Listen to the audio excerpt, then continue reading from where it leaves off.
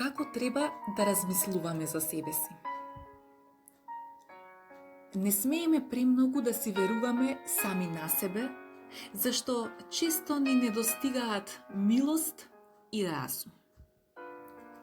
Во нас има малку светлина, а и неа немарот лесно ја згаснува. Ние често и не забележуваме колку сме слепи во душата. Лошите дела често ги оправдуваме со полоши. Понекогаш не покренува страста, а ние мислиме дека тоа е ревност. Кај другите ги критикуваме малите грешки, а за себе си допуштаме поголеми. Ние сме чувствителни и брзо го мериме она што го поднесуваме од другите, а не мислиме на она што другите го поднесуваат од нас.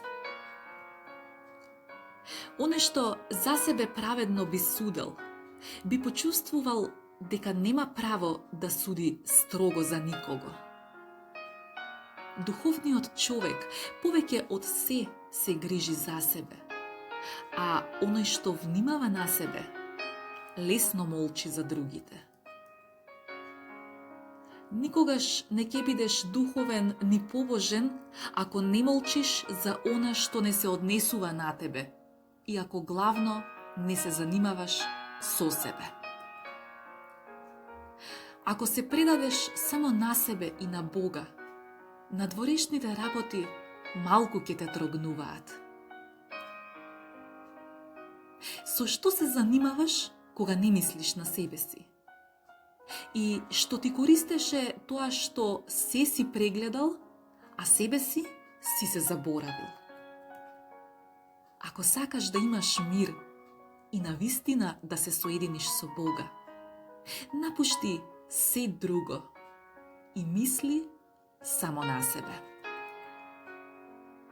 Многу ќе напредуваш ако се ослободиш од сите земни грижи, а многу ќе заостанеш ако се грижиш за работите на овој свет.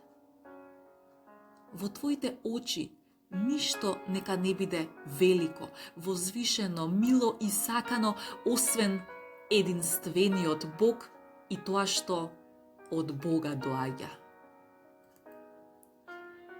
Сметај ја за суета секоја утеха која почива на човечкото создание. Душата која го љуби Господа презира се што е под него. Само вечниот и бесконечен Бог кој се исполнува е утеха на душата и вистинска радост на срцето.